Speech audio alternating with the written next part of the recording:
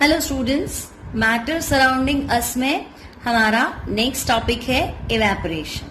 अब इवेपोरेशन क्या है तो देखो, अगर मैं आपसे कहूं कि ना मान लो गर्मियों का टाइम है और हमने ना कपड़े जो है वो सुखा दिए, गीले कपड़े थे है ना, धुले हुए कपड़े थे, उसको हमने सुखा दिए तो थोड़ा टाइम में क्या होता है वो कपड़े जल्दी से सूख जाते हैं। तो वो पानी कहाँ गया तो हम कहेंगे वो वाटर जो है वो इवेपोरेट हो गया। अब सेम प्रोसेस को अगर हम सर्दी में करते हैं तो थोड़ा स्लो हो जाता है ना। अगर गर्मी में कपड़े 1 घंटे में सूख जाते हैं तो सर्दी में हम देखते हैं टाइम थोड़ा ज्यादा लगता है। और अगर हम कहें बारिश में है ना, रेनी सीजन, तो उन कपड़ों को सूखने में सबसे ज्यादा टाइम लगता है। तो इवेपोरेशन आप समझ गए। डेली लाइफ में अगर हम कहें तो इवेपोरेशन मतलब जो पानी है ना, वो उड़ गया तो उसे हम कहते हैं इवेपोरेशन, वेपर फॉर्म में कन्वर्ट हो गया। अब हमने कोई उसको बॉईल नहीं किया है ना, तो वो फिनोमिनल जिसमें क्या हो, मॉलिक्यूल अपनी लिक्विड स्टेट से जल्दी जल्दी स्पॉन्टेनियसली, मतलब अपने आप, हमने कुछ भी नहीं किया है ना, spontaneously transition to the gaseous phase है ना, एट एनी टेम्परेचर। गर्मी में भी हुआ, सर्दी में भी हुआ, बारिश में भी हुआ है ना। और बॉइलिंग पॉइंट कोई हमने 100 डिग्री तो लाए नहीं। गर्मी में कितनी भी गर्मी पड़े, 45, 48, 50 है ना, इससे ज्यादा तो अर्थ का टेम्परेचर ही नहीं। तो हम क्या देख रहे हैं कि भाई 50 डिग्री सेंटीग्रेड पे भी वाटर जो है वो लिक्विड से वेपर फॉर्म में कन्वर्ट हो गया। तो बॉइलिंग पॉइंट नहीं होना चाहिए। बॉइलिंग पॉइंट हो गया तब तो वो प्रोसेस जो है वो वेपोराइजेशन हो गया है ना। तो इवेपोरेशन मतलब पानी का अपनी सरफेस से उड़ जाना है ना, विदाउट इट्स बॉइलिंग पॉइंट। और ट्रांजिशन जो है वो रैपिड होता है, स्पॉन्टेनियस होता है। क्लियर? और किसी भी टेम्परेचर पे हो सकता है, मैंने आपको बताया सर्दी में भी हो सकता है, गर्मी में भी हो सकता है, बारिश का सीजन है तब भी हो सकता है ना। लेकिन रेट जो है, स्पीड जो है वो अलग अलग रहेगी। गर्मी में तो कपड़े आपके जल्दी सूख गए, सर्दी में थोड़ा टाइम लगता है, बारिश में बहुत ज्यादा टाइम लगता है। तो आपको समझ में आ गया, इवेपोरेशन यानी the phenomenon by which molecules in liquid state undergo a spontaneous transition. Spontaneous मतलब सेल्फ ट्रांजिशन है ना, कन्वर्ट हो रहे हैं अपने आप to the gaseous phase at any temperature below its boiling point is called evaporation.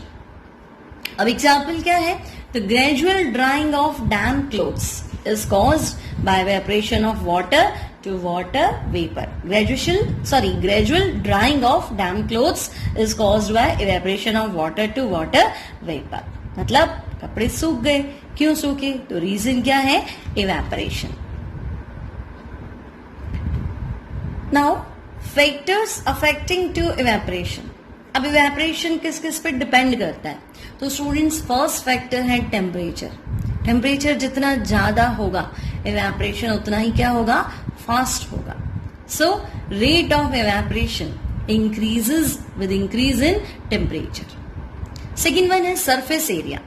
अब सरफेस एरिया कैसे तो देखो, मान लो आपने कपड़े धुले हुए जो कपड़े हैं उनको सुखाना है। एक तो आपने क्या किया, बिल्कुल उसको फैला के सुखाया, और एक आपने उसको ना रिंकल ली है, जैसे आपने वॉशिंग मशीन से निकाले वैसे ही सुखा दिया। तो पहले कौन सूखेंगे, जिसको आपने बिल्कुल फैला के सुखाया। मतलब जितनी बड़ी सरफेस होगी इवेपोरेशन क्या होगा, उतना ही ज्यादा होगा। तो सरफेस एरिया मतलब कितना फैला हुआ है ना, उसका जो एरिया है वो कितना ज्यादा हमने एयर की कांटेक्ट में रखा है। So rate of evaporation increases with increase in surface area. Next factor जो है दैट इज ह्यूमिडिटी। तो मैंने आपको बताया था कि बारिश में अगर आपको कपड़े सुखाने हैं तो बहुत ज्यादा टाइम लगेगा, क्योंकि बारिश के टाइम क्या है, हवा में नमी बहुत है, एयर इज हाईली ह्यूमिड है ना, क्योंकि रेनी सीजन है तो वाटर ड्रॉपलेट्स एयर में भी है ना, तो ह्यूमिडिटी बहुत ज्यादा है। तो ह्यूमिडिटी होगी तो फिर कपड़े सूखेंगे कैसे भाई, इवेपोरेट होके क्या बन रहा है, वाटर वेपर बन रहा है। तो ऑलरेडी एयर में वाटर वेपर है तो उसके बनने का जो प्रोसेस है वो स्लो हो जाएगा। इवेपोरेशन ज्यादा कब होगा, जब ड्राई एयर हो है ना, तो ह्यूमिडिटी बढ़ेगी तो इवेपोरेशन कम हो जाएगा। नेक्स्ट है विंड स्पीड। तो ये आपको पता ही है, तेज हवा चलेगी तो इवेपोरेशन फास्ट होगा, हवा धीमी होगी तो इवेपोरेशन क्या होगा, स्लो हो जाएगा। So rate of evaporation increases with an increase in wind speed. अब हमारा नेक्स्ट टॉपिक है कूलिंग ड्यू टू इवेपोरेशन। और स्टूडेंट्स, जहां पे भी है ना कपड़े सूख रहे हैं और अगर हम वहां खड़े हैं तो हमें थोड़ा ठंडक फील होता है ना। तो जब भी इवेपोरेशन होता है तो कूलिंग होती है। कूलिंग क्यों होती है? तो देखो जब कपड़े सूख रहे हैं मतलब वो एयर से क्या कर रहे हैं, हीट को एब्जॉर्ब कर रहे हैं। अब हीट को एब्जॉर्ब कर रहे हैं तो वाटर जो है वो फटाफट वाटर वेपर में कन्वर्ट होके गायब हो गया। तो अगर कोई जगह से हम हीट ले लेंगे है ना, उसकी गर्मी निकल गई, हीट निकल गई, तो वो चीज क्या हो जाएगी, ठंडी हो जाएगी। तो आपको वहां पे क्या फील होगा, कूलिंग फील होगी। So during evaporation the particles of liquid absorbs energy from the surrounding. Energy कौन सी, heat energy, to overcome the force of attraction between liquid molecules, है ना। भाई जो वाटर था वो वाटर वेपर में कन्वर्ट होगा, तो वाटर में अट्रैक्शन फोर्स ज्यादा है और गैस में अट्रैक्शन फोर्स क्या है, कम है। तो जो वाटर मॉलिक्यूल में अट्रैक्शन फोर्स है इसलिए वो बंधे हुए, इसलिए तो वो लिक्विड स्टेट में है। तो हीट लेके फोर्स ऑफ अट्रैक्शन क्या हो जाएगा, कम हो जाएगा, तो मॉलिक्यूल्स बंधे हुए नहीं रहेंगे। अब वो दूर दूर चले गए, तो दूर दूर चले गए तो फेज क्या हो जाएगी, चेंज हो जाएगी। सो from the surrounding to overcome the force of attraction between liquid molecules and undergo the phase change. Now, the absorption of heat from the surrounding makes the surrounding cool. Clear? अब जैसे मान लो पसीना आता है ना, गर्मियों के टाइम में बहुत पसीना आता है, तो पसीना आता है तो उस टाइम क्या हुआ, बॉडी से हीट लेके वाटर जो है वो वेपर में कन्वर्ट हो रहा है। तो हीट हमारी बॉडी से ले ली तो जितना पसीना निकलेगा उतनी हमें क्या होती है, ठंडक महसूस होती है, कूलिंग फील होती है। So sweating cools down our body. Now students कुछ क्वेश्चन है हमारे पास बुक से। क्वेश्चन नंबर 1 है, क्वेश्चन है गिव रीजंस। फर्स्ट क्वेश्चन है a gas fills completely the vessel in which it is kept. अब अगर मैं आपसे कहूं कि है ना एक बॉटल है उसमें वाटर फिल करना है, अब होगा क्या, पानी जितना होगा वो अपने वॉल्यूम के हिसाब से उस कंटेनर को उतना फिल कर देगा। लेकिन गैस कितनी भी हो, चाहे थोड़ी सी हो, ज्यादा हो या बहुत ज्यादा हो, है ना, वो उस वैसल को, उस बॉटल को क्या कर देगी, कंप्लीटली फिल कर देगी। अब ऐसा क्यों हुआ, तो हमें पता है गैस पार्टिकल्स जो है वो स्टैटिक तो है नहीं, रुके हुए तो नहीं है, वो कंटिन्यूअसली क्या कर रहे हैं, मूव कर रहे हैं, क्योंकि उनके पास क्या है, हाई काइनेटिक एनर्जी। तो वो कंटिन्यूअसली मूव कर रहे हैं, हर डायरेक्शन में मूव कर रहे हैं, तो पूरा का पूरा वेसल आपको क्या होगा, पूरा का पूरा फिल भरा हुआ लगेगा, है ना, कंप्लीटली फिल हो जाएगा। सो gas particles have high kinetic energy, so they randomly move in all the directions in the container and particles फिल्स the gas vessel entirely. अब नेक्स्ट क्वेश्चन है a gas exerts pressure on the wall of the container. अब students बहुत बार ऐसा होता है कि cylinder leak हो रहा है या नहीं हो रहा है, तो हम उसके ऊपर जो है, जो उसका नॉब है वहां पे हम हाथ रख के चेक करते हैं। तो अगर प्रेशर फील होता है तो हम कहते हैं कि हाँ सिलेंडर जो है वो लीक हो रहा है। या बहुत बार हम ऊपर से पानी डाल के देखते हैं, है ना, तो पानी में से अगर बबल्स निकलते हैं तो हमें लग रहा है कि नहीं गैस जो है वो लीक हो रहा है, सिलेंडर में से गैस लीक हो रहा है। अब कैसे, तो देखो गैस है, सिलेंडर के अंदर आपने गैस फिल करा है, तो गैस मॉलिक्यूल्स में क्या है, हाई काइनेटिक एनर्जी। अब काइनेटिक एनर्जी तो बैठेगा तो नहीं, वो रेंडमली हर डायरेक्शन में क्या करेगा, मूव करेगा। अब अगर वो रेंडमली हर डायरेक्शन में मूव करेगा तो दीवार से भी टकराएगा, है ना, वॉल जो है कंटेनर की वॉल है उससे भी स्ट्राइक करेगा और उसकी वॉल पे क्या करेगा, प्रेशर अप्लाई करेगा। Now gas molecules have high kinetic energy due to which they randomly move in the container and hit the walls of the container and hence create vibrations. These collisions with the wall of the container generate pressure. Now, हमारा next question है a wooden table should be called a solid. अब मान लो कोई लकड़ी का table है तो आप उसे सॉलिड क्यों कह रहे हैं, तो हम कहेंगे सॉलिड तो उसे बोलेंगे जिसमें सॉलिड की क्या होगी, सारी प्रॉपर्टीज होगी। अब सॉलिड की प्रॉपर्टी क्या होती है, definite shape, definite size.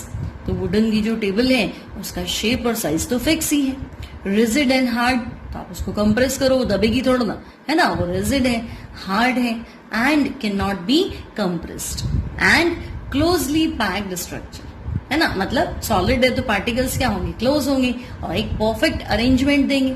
So that's why wooden table को हम क्या बोलेंगे, सॉलिड, क्योंकि इसमें सॉलिड के सारे कैरेक्टर्स हैं।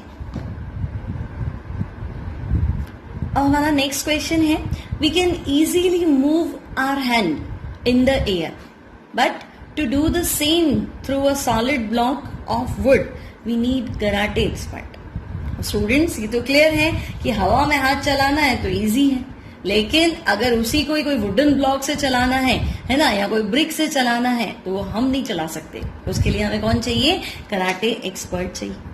अब देखो, हवा में हाथ चलाना है तो हवा मतलब गैस, गैस मतलब मॉलिक्यूल्स क्या आराम से मूव कर रहे हैं, घूम रहे हैं और दूर दूर है। फोर्स ऑफ अट्रैक्शन क्या है? कम है। तो जब हमारा हाथ चलाते हैं तो गैस मॉलिक्यूल्स का अट्रैक्शन टूट जाता है ना। हमारा हाथ का जो स्पीड है, हमारा जो फोर्स है, वो कम से कम उनके अट्रैक्शन को तो क्या कर सकता है? ओवरकम कर सकता है ना, काउंटर बैलेंस कर सकता है उनके अट्रैक्शन को इजीली, और मॉलिक्यूल्स दूर हो जाते हैं और हम आराम से एयर में हमारा हैंड फ्रीली चला पाते हैं। लेकिन सॉलिड में मॉलिक्यूल पास होते हैं, तो मॉलिक्यूल पास है मतलब फोर्स ऑफ अट्रैक्शन बहुत ज्यादा है। अब उस फोर्स ऑफ अट्रैक्शन को ब्रेक करना है तो प्रॉपर ट्रिक्स और प्रॉपर फोर्स चाहिए, है ना, जो कि हमें नहीं पता है, इसलिए हमें कराटे एक्सपर्ट की रिक्वायरमेंट होती है। सो क्वेश्चन आपको समझ में आ गया? Molecules in gases are loosely packed as compare to solid molecules which are densely packed, मतलब बहुत पास होते हैं। Now we are easily able to break the force of attraction when we move our hand through the air, है ना, but find it difficult to break through a solid because of greater force of attraction between solid molecules. मैंने आपसे कहा था solid में attraction क्या है? बहुत ज्यादा है। So which is a karate expert is able to smash with the application of a lot of force. उसी को प्रॉपर टेक्निक पता है कि इस फोर्स ऑफ अट्रैक्शन को कितने फोर्स से ब्रेक करना है। सो एयर में तो हम अपने हैंड को फ्रीली मूव कर सकते हैं, लेकिन किसी सॉलिड के थ्रू अगर आपको अपना हैंड मूव करना है तो वो पॉसिबल नहीं है without a proper force. Now हमारा नेक्स्ट क्वेश्चन है, convert the following temperature to Celsius scale. अब आपको जो टेम्परेचर है वो कैल्विन में दे रखा है ना, 300 कैल्विन, 573 कैल्विन, और आपको उसको सेल्सियस या डिग्री सेंटीग्रेड में कन्वर्ट करना है। तो स्टूडेंट्स, हमें पता है कि 0 डिग्री सेंटीग्रेड जो है that is equal to 273 kelvin. Clear? अगर टेम्परेचर 0 डिग्री सेंटीग्रेड है मतलब 273 कैल्विन है। अब आपके पास जो टेम्परेचर है वो 300 कैल्विन है, तो अगर मैं 300 कैल्विन में से 273 माइनस कर दूंगी तो टेम्परेचर कितना आ जाएगा डिग्री सेंटीग्रेड में, क्योंकि 300 में से 273 तो 0 ही हुआ और जो बचा हुआ है वो एक्स्ट्रा है, तो रिमेनिंग कितना है 27 डिग्री सेंटीग्रेड। क्लियर?